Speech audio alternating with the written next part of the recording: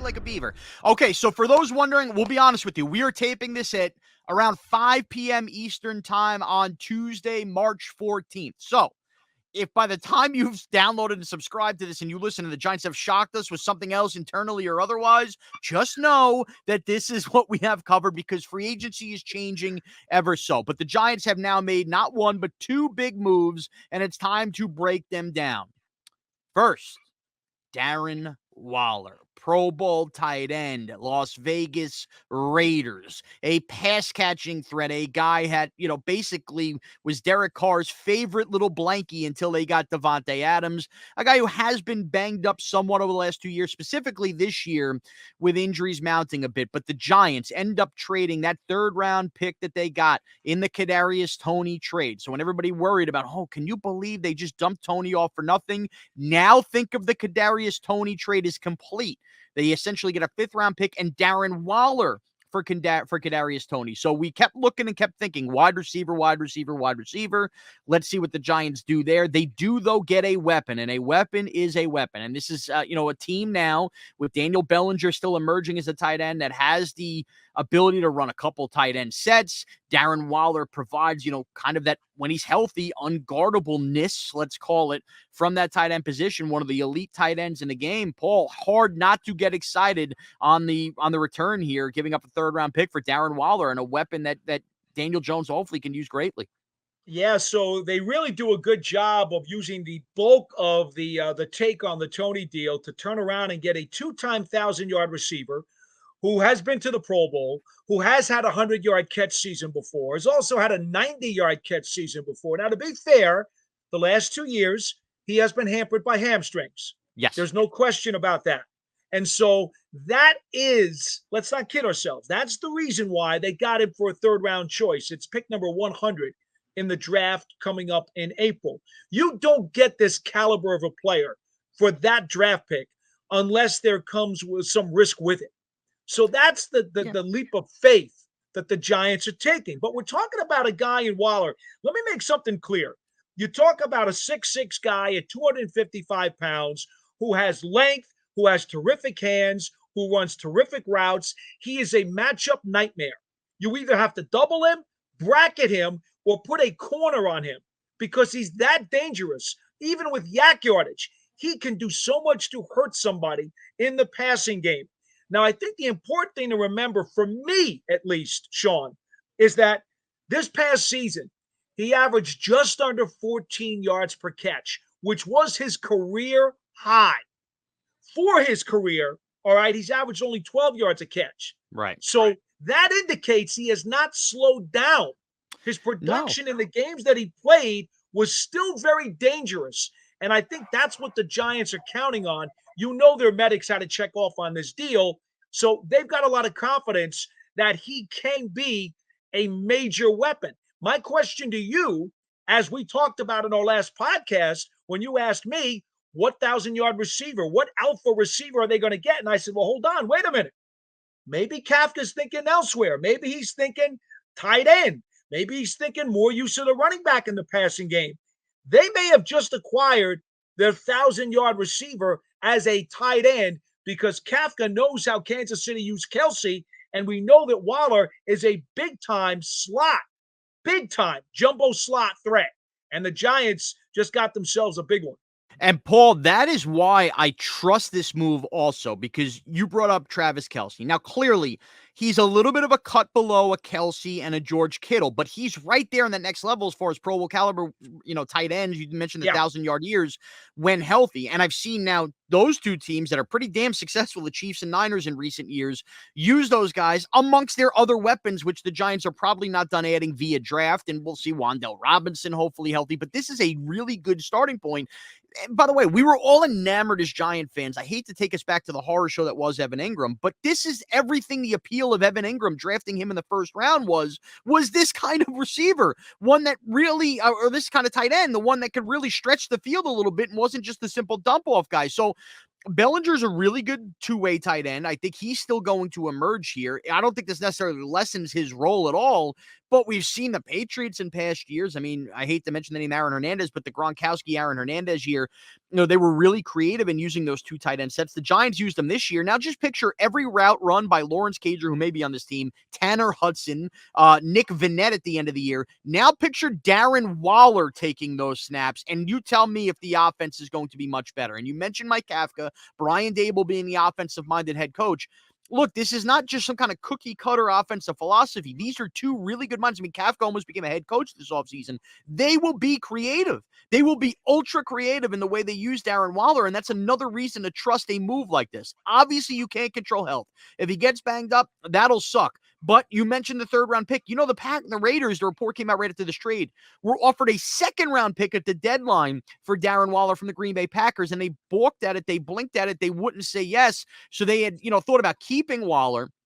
Also, there's a report out of The Athletic, Paul, that Waller had just recently gotten married to a member of the Las Vegas Aces, and that it was Josh McDaniels that leaked the wedding date when they hadn't even publicly announced they were being married, and that seemed to be a little bit of a falling out. So for those wondering, yes, the injuries mount, but how could go for cheap? It felt like there was a fractured relationship now with Waller and McDaniels there. So look, any way you spin this, the Giants need weapons. They need guys that score touchdowns that aren't named Daniel Jones and Saquon Barkley themselves. Darren Waller does that. Could the Giants have gone above and beyond and traded a second or a first-round pick for a guy like Cortland Sutton? Sure, I guess they could have, but they went with more of the proven commodity at lesser a price, and it is hard to argue that maneuverability, especially when you think of they had 2 third-round picks, and they didn't give up their higher priority of the third-round pick as well. Think about third-round picks. Would you have rather had Lorenzo Carter again, or would you rather have Darren Waller here? Not to rain on third-round picks, but, Josh Azudu was an emerging guy last year, but he got banged up. Would you rather another Josh Azudu? Would you rather Darren Waller? Think about the value the Giants just got for that second, third-round pick. 3 other angles to complete this story. Number one, Waller is only an $11 million base hit against the cap this year, which puts him right on the fringe of the top 10 highest paid tight ends in the league. By the way, right in the neighborhood with Evan Ingram and Mike Gesicki. There you go. Just thought I'd throw that out there, because certainly I think that's good value for him in terms of production per dollar if he's able to give them a healthy season. I think the other part of the business angle that people must understand is that the Giants, with this deal, are acquiring a player who just had his contract done last September by the Raiders, knowing that, future-wise, because of his injuries, he was going to be a risk factor. So the contract that they're absorbing is cuttable at the end of this season with no dead money against the salary cap. Right. So if for some reason Waller has a poor season or suffers another recurrence of his hamstrings and it doesn't work out, the Giants can let him go at the end of the season, and it's not going to cost them a penny on their cap moving forward. They will get out scot-free. That's a beautiful back end to this deal.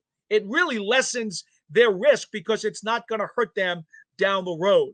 I think the other 2 things to keep in mind, I'm going to give you a total of 4 now. I know I'm being a little Keep it rolling, Paul. Keep it rolling. Let's go. How about the fact that Dable has been a tight ends coach in the past, and when he was in New England, he knew how well they used Gronkowski and Hernandez together. How about that? So he knows. Oh, he was there in a. Okay, good point. Good point. He was there. You know what he can do with 2 tight ends and what he's thinking about that deal. Here's the other thing. I'm liking this to going back to shortly after Super Bowl 35, couple years in. Giants had Jeremy Shockey and Dan Campbell. They have not had a dual tight end of that ilk since Shockey and Campbell. I'm looking at Waller as a Shockey type. Remember, Shockey never actually had a 1,000-yard season with the Giants. We all thought of him in those terms. Game a little different, but yes. He was a Pro Bowl receiving threat and was a big part of the passing game and a matchup nightmare. Well, and he also played a lot of big slot, lined up out there a lot.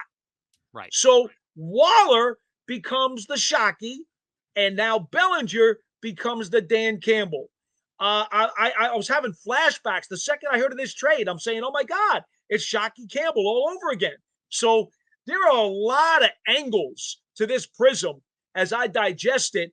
And how can you not like the trade if you're the Giants? It does, of course, eat up another chunk of their cap space. And I don't think any more of their moves going forward are going to be more than off the bargain shelf because they're kind of running out of room. They're going to have to deal with low-priced veterans, and they're going to have to make use of those draft picks. But you'll also recall, Shaun, we talked about this. The Giants were never going to use all 11 of their picks this year because all 11 were not going to make this team. Right. They were in a position where they should have traded draft capital to get some quality on the field, and they just did that. A perfect way of putting it, Paul. And by the way, I have a little higher hopes for Bellinger than Dan Campbell. I think Dan Campbell had a nice career, but I really am still high on Bellinger. And Waller, by the way, can only help mature him. Think of it the same way a veteran quarterback can help a young quarterback as well. I think that Waller will help Bellinger in the pass game. He's still a very young, promising player. Paul, you mentioned that part about it, right, with Campbell and Shockey. Let me just say this, too. And this is a message to the rest of the NFC East, right? Daniel Jones, can't believe the Giants paid him. Oh, let's all celebrate. We're Cowboy and Eagle fans. The Giants are stupid. Oh. I have watched year in and year out, Paul, Dalton Schultz, Jason Witten, you pick Ertz, Goddard, all of these tight ends in the NFC East that just run for miles, it feels like, on the Giants defense the last decade.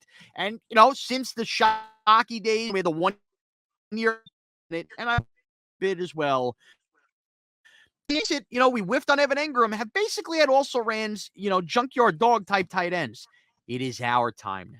It is our time to let the rest of the NFC East know what it's like to have a tight end drag you up and down a field for 60 minutes. And the Giants are about to do that, Paul. The script is about to be freaking flipped on these teams. And I can't wait for Waller to be catching passes all over that Dallas defense and the Eagle defense. And then they could all cry into their little towels in the stadiums and go, oh, can you believe Daniel Jones actually complete passes? Paul, that's what I'm salivating at because I'm tired of tight ends wrecking our day. It's time for tight ends to wreck their day. Let's not kid ourselves, Shaun. Waller is a headache player. And the Giants now have Barkley and Waller. They finally have two headache players on their offense for the first time in years. That's a big, big deal. Okay, let's